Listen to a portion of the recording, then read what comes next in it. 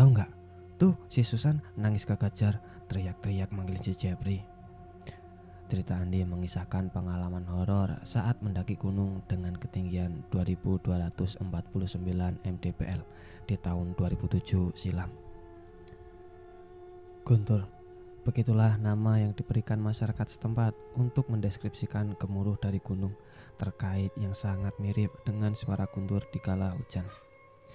Belakangan ini nama Guntur kembali hits, bukan sekedar karena keadaannya yang asri bagi para pemuja dunia pendakian, namun lebih dikarenakan maraknya pemberitaan tentang seorang remaja yang beberapa minggu lalu sempat hilang di sana.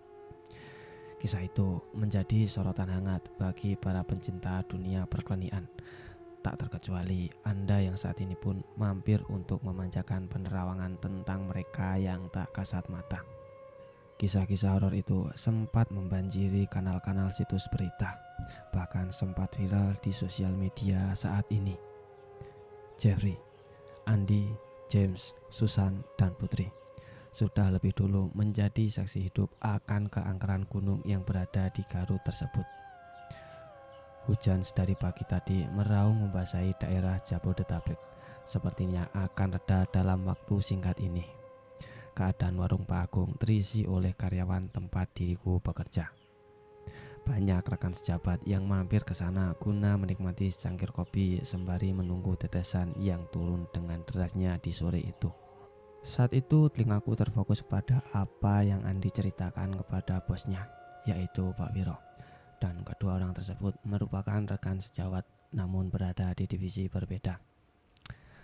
Andi pun tampak kusuk mengisahkan pengalaman horor di tahun 2007 kala dia mencoba menaklukkan puncak Gunung Guntur bersama 4 orang lainnya yang notabene juga teman-teman kerjaku di kantor.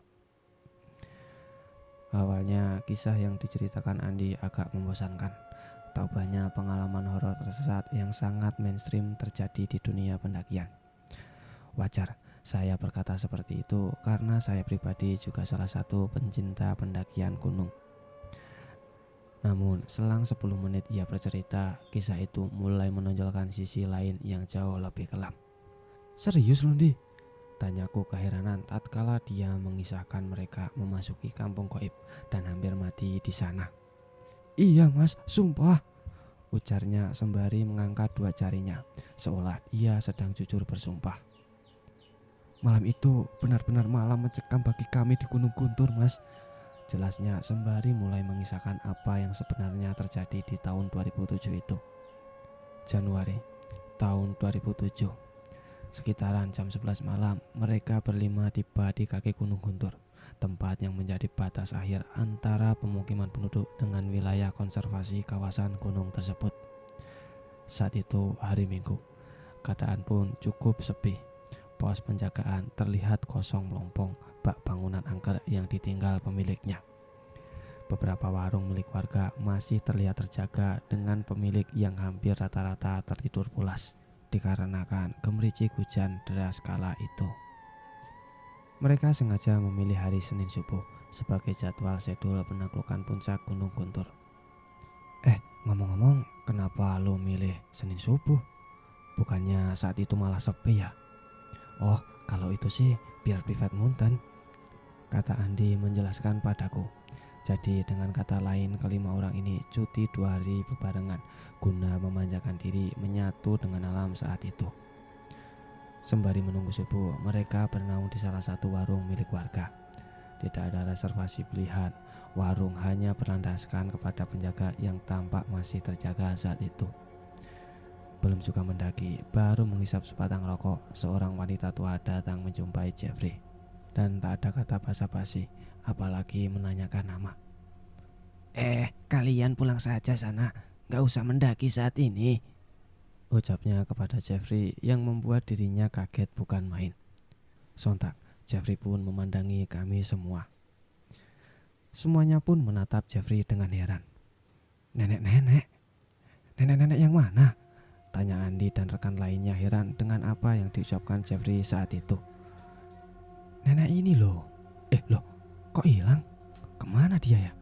Kata Jeffrey spontan.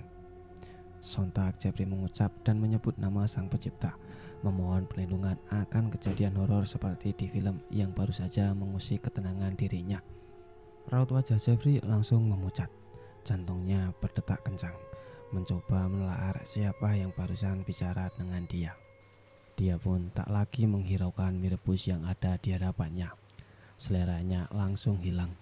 Perutnya terasa kenyang dengan hidangan horor yang baru saja terjadi. Ini gak bercanda kan? Masa kalian gak ada yang lihat? Katanya berulang-ulang, mencoba mencari kebenaran akan apa yang matanya saksikan tadi. Walau hanya Jeffrey yang mengalami gangguan, namun cerita itu sudah membuat bulu tengkuk kami berkedip. Malah kedua wanita yang ikut bersama kami sempat mengatakan, "Yakin kita mendaki besok? Belum apa-apa aja udah horor kayak gini." Celoteh Susan yang didukung oleh Putri. "Agut packing dulu ya, biar besok subuh tinggal caw kita," ucap James mencoba mengalihkan pembicaraan itu. "Lo sama Putri selonjoran dulu aja ya, tidur-tidur ayam. Treknya lumayan nanjak loh," sambungnya yang cukup berhasil meredam teror kecil tersebut. Sejenak kami semua melupakan apa yang dikatakan Jeffrey, terlepas dari hanya bercanda atau memang real terjadi. Sudahlah, anggap saja angin berlalu.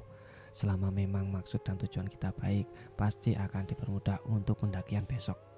Begitulah hal yang coba ditanamkan Andi kepada semua rekannya.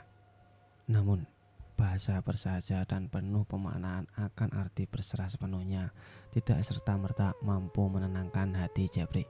Pasca peristiwa singkat yang terjadi, ada keanehan tersendiri yang kami lihat akan sikap Jeffrey.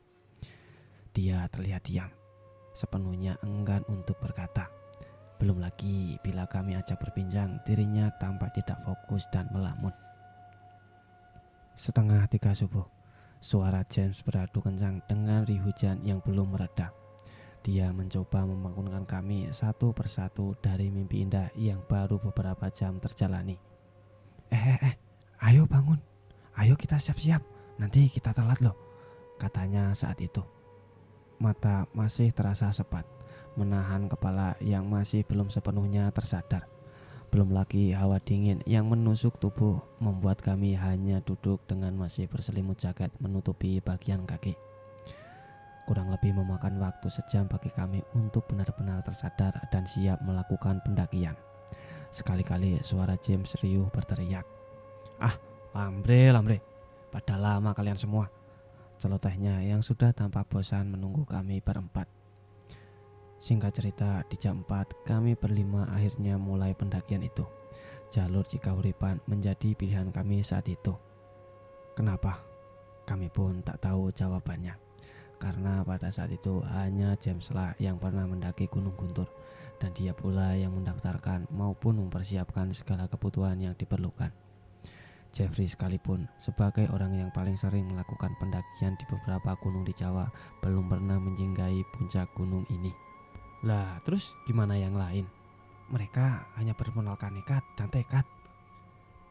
Di awal pendakian kami melewati jalanan setapak dengan pemandangan yang masih terlihat gelap. Mungkin bila perjalanan ini dilakukan saat matahari sudah mulai terbit, maka mata akan termanjakan oleh hamparan hijau dari ladang milik warga setempat. Saat itu hanya rombongan kami yang terlihat melakukan pendakian. Tak heran jua dan tak perlu mendramatisasi karena hari yang kami pilih bukanlah long weekend, apalagi tanggal merah. Plus ditambah itu hari Senin. Ya sudah pasti kami akan merasakan private mountain dalam benak pikiran. Kurang lebih sudah sejam kami intens berjalan tanpa jeda. Susan menjadi orang yang agak ribet kala itu. Wajar saja dengan jalur yang agak licin habis diguyur hujan semalaman suntuk. Dan belum lagi sepatu yang digunakan juga model sport yang layaknya untuk anak-anak ABG maupun ngemol di zaman sekarang, membuat dia beberapa kali tergelincir dan menjadi bahan candaan kami saat itu. Kami pun terus berjalan menelusuri jalan setapak demi setapak. Langit juga mulai sedikit menerang, walau warnanya mendominasi abu kehitaman. Karena memang keadaan cuaca pada saat itu sedang musim hujan. Jadi ada kemungkinan pendakian ini akan ditemani oleh tetesan air berkah. Suara kami riuh menghiasi heningnya Gunung Guntur. Jeffrey yang kemarin terlihat kusut sudah kembali tertawa dan bercanda sebagaimana sifat aslinya yang memang tak ubahnya komedian. Sekitaran jam 6 kurang. Setelah 2 jam kami berjalan, kami sempat menepi sejenak karena permintaan Putri dan Susan yang mulai kecapean. Akhirnya kami beristirahat tak kurang dari 3 menit guna untuk meringankan betis. Kemudian tiba-tiba seorang mbah wanita yang sangat tua tampak melewati kami dengan sedikit membungkuk badan dan menjuntaikan tangannya. Ibarat kita mau permisi ke orang lain agar dikasih jalan. "Permisi, Cuk," katanya ramah. Kami pun serentak menjawab, "Iya mbah, silakan." tak ada yang aneh sebenarnya, mengingat itu sudah jam 6 pagi. Apalagi aktivitas masyarakat pedesaan memang terkenal rajin dan beraktivitas sedini mungkin. Tapi yang menjadi pertanyaan kami bukan bahasan dari mulut Putri yang mengatakan, "Wah, hebat ya. Sudah setua itu tapi masih bisa nanjak. Tunggu. Tapi jam berapa dia naik ke atas sana ya?" ucap Jeffrey yang langsung kembali berjalan dan membuat kami saling menatap mencoba mencerna apa yang barusan Jeffrey katakan. Sebab secara logika kami berjalan di jam 4. Setelah gerimis mereda, malah di jam 3 subuh tadi hujan masih sangat lebatnya, yang pastinya tidak mungkin wanita setua itu dapat menerjang naik ke atas sana. Keadaan sempat hambar dan sangat membosankan. Semuanya coba menjaga tutur kata dan fokus untuk sampai ke puncak guntur sesuai dengan rencana awal. Gambaran sedikit. Secara umum sebenarnya kurang lebih 6-7 jam seharusnya kami sudah sampai di puncak. Terlebih lama rasanya kami berjalan dan hanya sedikit waktu kami luangkan untuk beristirahat. Namun setelah 5 jam berjalan, pos 1 pun tak kunjung tampak. Bila hitungan matematis seharusnya kami sedikit lagi sampai pada pos 3 atau yang terakhir, atau minimal sudah berada di pos 2. James yang notabene sudah beberapa kali mengunjungi tempat itu menjadi orang pertama yang frustasi. "Emang bangsat," teriaknya yang membuat kami semua keheranan. "Kayaknya ada yang gak beres nih mah," katanya melanjutkan kepada kami semua. "Belum sampai kali," ucap Jeffrey coba menenangkan James kala itu. "Ah enggak Jeb, ini kayaknya ada yang gak beres. Gak mungkin sejauh ini pos 1. Apalagi kita minim istirahat dari tadi," jawab James pada dirinya. Hampir sejam mereka berhenti, coba menenangkan pikiran, serta mengkondisikan badan agar kuat untuk kembali beranjak. 15 menit lagi kita jalan ya," ucap Jeffrey mengambil alih komando pendakian. Kala itu sudah jam 1 dan tak ada seorang pun yang kami temui sepanjang 7 jam kami mendaki. Kami memulai perjalanan kembali dengan doa, seraya berharap apa yang dikatakan James hanya suatu kekeliruan saja. Setapak demi setapak langkah kami beriringan membentuk formasi berjajar dengan Jeffrey yang ada di depan dan James memantau di posisi belakang. Beberapa menit berlalu, hujan gerimis turun menambah sengit pendakian. Wajah Putri dan Susan kian lesu, sudah tak mampu berkata lagi. Nampak nafas mereka terengah, mulai habis termakan lelah. Belum lagi medan kali itu berupa tanjakan panjang yang membuat tenaga menjadi semakin terkuras. Jeff, tahan dulu, kasihan yang lain," teriak James mencoba memberikan apa-apa. No, Fred not," ucap Jeffrey sembari mengajukan permohonan James. Dia pun tetap terus berjalan. Bahkan Susan sampai menangis kala teriakannya juga diajukan olehnya. "Udahlah Jeff, kita berhenti dulu aja. Semuanya kecapean." Singkat cerita, kami berempat terpisah dengan Jeffrey. Dia terus melaju meninggalkan rombongan, sementara kami masih tertahan beristirahat karena keadaan yang sudah mulai hujan dan kondisi Putri dan Susan yang sudah menyerah, seolah enggan untuk melanjutkan kembali pendakian. Tenda yang ada di tas gunung James digelar. Di sana kami berempat berteduh sembari memikirkan apa yang harus dilakukan saat ini. James, jalannya kayak gimana sih? Katanya kan lu pernah kesini. Kok lama banget ya? Atau jangan-jangan kamu lupa jalannya?" tanyaku Andi. "Enggak Di, aku nggak mungkin salah. Kita tuh harusnya lewati 3 pos. Jaraknya kurang lebih 1-2 jam perjalanan kalau kita jalan santai. Ini mah boro-boro kita sampai di salah satu pos. Seingatku sih sebelum pas 1 ada sumber mata air gak jauh dari basecamp awal tadi. Ini loh udah 7 jam lebih gak ada tanda-tanda, katanya dengan raut wajah serius. Kami pun terdiam, bingung dengan apa yang dikatakan James. Terus kita harus gimana? Belum lagi si Jeffrey gak tahu di mana saat ini, ucap Susan yang masih terisak sedikit menahan tangis. Ah, bodoh amat lah masih Jeffrey, cukup tahu aja. Lagian gak usah dipikirkan, kan dia bilang sendiri jangan khawatir pas tadi kamu teriak. Celetus James mengingatkan akan kejadian beberapa jam lalu. Menjelang senja mulai menyapa, Andi dan ketiga rekan lainnya masih tertahan berteduh di dalam tenda. Tak ada tanda mereka masih berniat untuk beranjak hari itu. Belum lagi dari tadi kabut turun dari gunung yang membuat jarak pandang menjadi terbatas. Ngomong-ngomong, gimana kalau kita cancel aja pendakian ini? Besok kita balik arah turun ke bawah, ucap James sore itu. Dan tak ada yang mau berdebat atau menjawab pertanyaan dari James itu. Malam pun tiba, udara semakin dingin. Hujan kembali turun dengan hebatnya. Berempat kami hanya berdiam diri di dalam tenda yang seharusnya digunakan maksimal 2 orang. Tenda itu sejatinya memang dipersiapkan untuk Susan dan Putri, sementara tenda yang dipersiapkan untuk kaum lelaki ada di tas yang dibawa oleh Jeffrey. Begitu juga dengan konsumsi, di mana sebagian berada di tas Jeffrey, dan hal terparahnya ialah kompor guna membuat minuman hanya ada 1, dan kembali benda penting itu berada di dalam tas karir yang dibawa oleh Jeffrey. Alhasil kami hanya mengisi perut dengan cemilan dan roti-rotian. Sesekali mie instan terpaksa kami remes dan dimakan seadanya malam itu. Sementara untuk air minum hanya mengandalkan air mineral yang turut dingin mengikuti cuaca saat itu. Di tengah malam yang kian larut, suara-suara hewan malam sesekali mulai terdengar. Hujan sedikit mereda. Aku, James dan Susan duduk di dalam tenda saling berhimpit. Sementara Putri kami berikan porsi lebih untuk dia, membalingkan badannya yang menggigil dan terasa hangat seperti demam.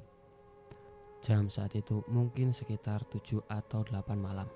Langkah kaki terdengar berjalan di sekitaran tenda secara tertiba, dan ada pembicara permisi layaknya bila pendaki saling berpapasan. "Permisi mas, naik dulu ya," ucapan itu terdengar di telinga kami. James langsung membuka tenda dan melihat keluar. Dia mengarahkan senternya ke arah jalan di atas maupun di bawah. Aku dan Susan turut serta keluar pada malam itu. "Kok gak ada ya, Di?" tanya James dengan wajah bingung. "Tadi kalian dengar kan?" ucapnya kembali. Saat itu Susan seketika langsung memegang erat tanganku. Di, kita masuk aja yuk. James, cepet buruan masuk. Di, tolong suruh James masuk. Cepet suruh dia masuk, cepet. "Kamu kenapa, San?" tanyaku keheranan sembari melangkah keluar tenda. Dan benar saja, apa yang menjadi ketakutan Susan seakan terjadi. Tak ketemu James saat itu. Beberapa kali aku mencoba menyenter dan nihil hasil keberadaannya. James, James, lu di mana sih? "Ah, mana sih itu anak?" teriakku berkali-kali tanpa ada balasan darinya. San, kamu kenapa? Emang lihat apa sih kamu?" tanyaku keheranan melihat tingkahnya yang masih gelagapan, ketakutan dari tadi. Itu nenek-nenek yang ada di depan tadi. Matanya hitam semua, mulutnya juga penuh darah. Aku gak tahu kalian lihat apa enggak. Waktu itu jam ngarahin center dan aku melihatnya, ucapnya sembari menunjuk satu arah, seakan memberitahu di mana dirinya melihat sosok itu. Bukan itu saja, pendaki yang tadi permisi juga ada. "Ada di mana emang?" tanyaku menyela pembicaraan. Di dekat nenek itu, mukanya semua sudah hancur. Mereka melambaikan tangan kayak manggil dia, ucap Susan yang semakin membuat bulu kuduku merinding. Di tengah keheningan suasana di dalam tenda malam itu, satu suara mengerang mengaung dengan nafas yang sangat berat terdengar nyata. Riak wajah memucat seketika terjadi kala aku dan Susan saling menatap dan menoleh ke arah Putri yang tiba-tiba meronta dan sudah berada dalam posisi duduk. Susan berteriak histeris, sementara aku dilanda kebingungan serta takut yang mungkin sudah mencapai batasnya. Tanganku kelakapan mencoba meraih resleting tenda tersebut. "San, ayo cepetan San, kita keluar San," ujarku sembari menggenggam erat tangan Susan. Kami pun keluar dari tenda itu meninggalkan Putri sendiri di dalam sana. Dan hanya beberapa langkah kami keluar dari tenda itu, kembali aku dan Susan tertegun melihat keadaan di depan yang semula bebatuan berubah menjadi pandangan perkampungan dengan obor api yang menerangi tempat itu. "Astagfirullahaladzim, kenapa semuanya jadi begini ya Allah? Aku sedang ada di mana sekarang?" Ucapku frustasi seakan tidak dapat menalar apa yang terjadi. Susan masih terus merangkulku dan menyembunyikan dirinya di balik badanku. Dan kami pun kembali terkejut tatkala melihat Putri sudah berdiri di belakang. Tak ada lagi penampakan tenda tempat kami bernaung. Semuanya terlihat kosong dan tak ubah hamparan kosong. Putri tak dapat berkata apa-apa. Dia hanya berjalan, bahkan mengabaikan kami. Tatapannya pun terlihat kosong menatap pemukiman aneh tersebut. "Put, sadar Put, sadar, jangan ke sana Put," ucap kami yang tidak diindahkan olehnya. Di, cepat lu tarik Putri, cepat lu tarik sekarang," ujar Susan memohon. Spontan mendengar ucapan tersebut, aku berusaha meraih tangan Putri agar dia menghentikan langkahnya masuk lebih jauh ke dalam pemukiman itu. Akhirnya Putri terhenti sejenak. Sembari mengalihkan tatapan tajam kepadaku, tatapan itu terlihat mengerikan dengan bola mata yang seutuhnya berwarna hitam.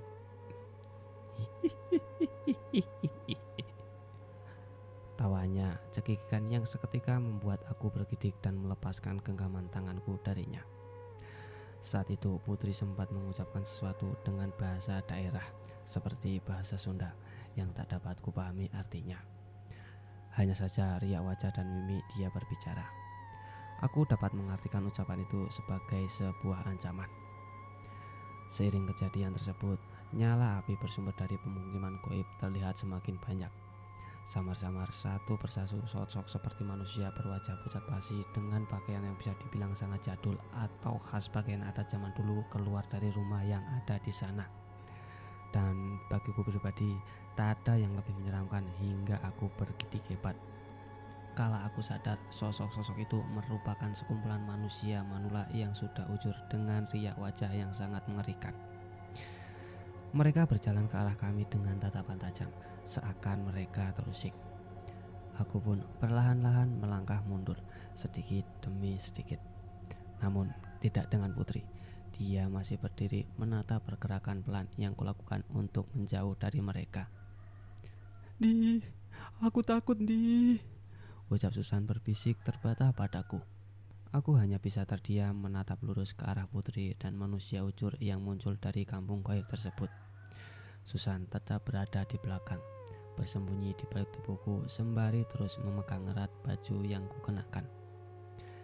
Kembali Putri berbicara kepada kami dengan bahasa daerah yang sama sekali tak dapat kami pahami. Tangannya menunjuk ke arah kami dengan logat bicara yang seperti membentak. Dan saat itu keadaan pun kian menjadi genting. Tatkala di mana kami seperti dicegat dengan sekumpulan manula yang terlihat membentuk lingkaran seakan mengurung pergerakan kami. Mereka ada di mana-mana dengan tangan memegang obor bambu yang menyala. "Di, apa kita akan dibakar?" ucap Susan kembali dengan suara gemetar. "Shh, diam. Kita jangan pikir macam-macam dulu," jelasku padanya. Mereka kembali berjalan mendekati kami dengan langkah kecil yang pelan.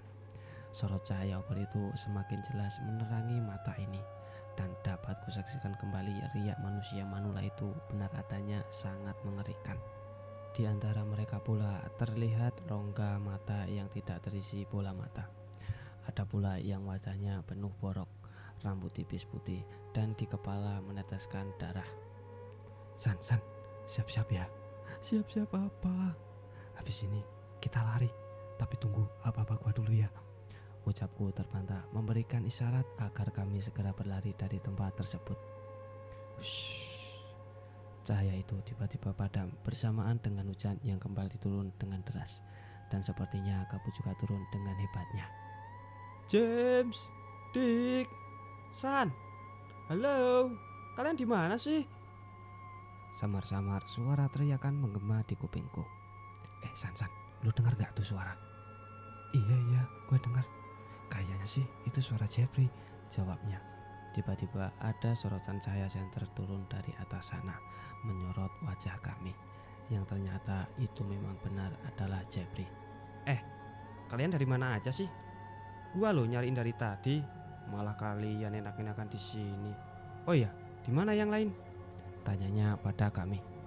Singkat cerita, kami pun melanjutkan perjalanan dengan mengikuti Jeffrey. Kami pun akhirnya dapat lepas dari teror horor itu sementara. Dan setelahnya ada yang lebih gila lagi. Kurang lebih 30 menitan berjalan, kami sudah sampai di atas puncak di tempat di mana Jeffrey membangun tenda. Setibanya di dalam tenda, aku dan Susan baru menceritakan apa yang kami alami, termasuk hilangnya James dan Putri. Jeffrey pun bergidik mendengar kisah itu. Terlebih saat kami mengatakan kesal akan kelakuannya meninggalkan kami di tengah perjalanan. Namun kami lebih keheranan dan ketakutan kala mendengar perkataan Jeffrey, penuh dengan sumpah yang membawa nama Sang Maha Pencipta. Coba kalian dengar. Gua tuh bangun udah gak ada siapa-siapa. Sumpah. Kalian aja yang tega ninggalin gua. Tahu-tahu ada orang tidur gak dibangunin malah ditinggal. Kampret kalian, ucapnya kesal kepada kami. Tunggu. Terus siapa dong tadi yang naik sama kita, Di? Tanya Susan padaku. Dan yang lebih menggilakan, kenapa Jeffrey kembali turun? Karena dia diinformasikan oleh 3 orang pendaki. Oh iya mas, ngomong-ngomong, rombongan 2 cowok dan cewek yang di bawah itu temanmu bukan sih? Ucap Jeffrey mengatakan perkataan pendaki yang dia temui. Pendaki itu juga menyuruh Jeffrey menjemput ke bawah. Ngomong-ngomong, di mana pendaki itu sekarang? Ya mana gua tahu mas, lagian tempat ini juga luas. Bodo amat lah, mereka mau camp di mana itu bukan urusanku, ketus Jeffrey menjawab.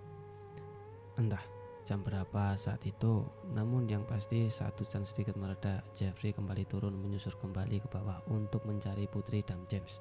Sementara aku disuruh tetap berada di tenda bersama Susan. Kalian jangan kemana-mana ya. Apapun yang terjadi, tunggu di tenda saja, ucapnya tegas. Lama Jeffrey meninggalkan kami di sana. Malah aku dan Susan terlelap tidur dalam keadaan pakaian yang basah malam itu. Sebelum suara resleting tenda yang dibuka kembali menyadarkanku, Jeffrey kembali dengan membawa perlengkapan kami. Namun tidak dengan Putri dan James. Sampai saat itu James dan Putri tidak berhasil dia temukan. Jeffrey pun juga sudah terlihat pucat, lelah menyusuri tempat. Aduh, buset mak, nyari muter-muter juga gak ketemu. Sampai capek gua. Udahlah, kita hari ini istirahat aja. Besok pagi kita langsung turun dan coba minta bantuan, katanya padaku. Kami pun bangun agak kesiangan. Sekitar jam 6-an kami baru turun ke bawah. Sekali-kali kami berteriak memanggil nama James dan Putri, tapi tak ada tanda keberadaan mereka kami temui. Hingga sekitar jam 1 siang kami pun sampai di bawah. Dan tahu apa yang kami dapati? Ya, James dan Putri tertidur lelap di warung tempat kami bernaung semalam. Dan kata si pemilik warung, kedua orang itu juga tak jauh waktu tiba ke kami. Turun dengan wajah yang lelah dan langsung tertidur di sana, ucap pemilik warung itu sembari menunjuk mereka. Udah gitu aja ya Dik, ucapku pada Andi. Iya mas, itu yang kami alami. Tapi kalau soal James apa yang terjadi, itu orangnya monggo ditanya langsung, ucap Andi padaku. Mataku pun menatap James dengan gigi sedikit menyengir. James, emang lu kenapa? Ucapku berharap James mau melanjutkan cerita tentang itu. Suram bos, ucapnya memulai cerita. Dan ceritanya dilanjut dari sudut pandang James. James, buruanlah kau masuk. Susan kembali memanggil namaku dari dalam tenda. Kabut kembali turun dari atas gunung, namun aku masih penasaran akan suara permisi yang tadi kami dengarkan. Aku masih asik mencoba menyinari sekitar. Kali ini ada jejak atau petunjuk yang dapat kutemukan. Dan saat itu aku kembali mendengar teriakan. Susan pun memaksa Andi untuk menjemputku di luar.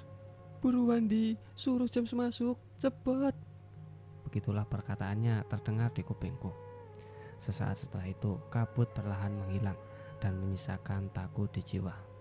Aku tak lagi bersama dengan rombongan. Entah bagaimana jalannya, posisiku saat itu ada di mata air yang ku tahu keberadaannya. Tempat itu seharusnya memang kami lewati di awal sebelum kami menuju pos 1, 2, dan puncak.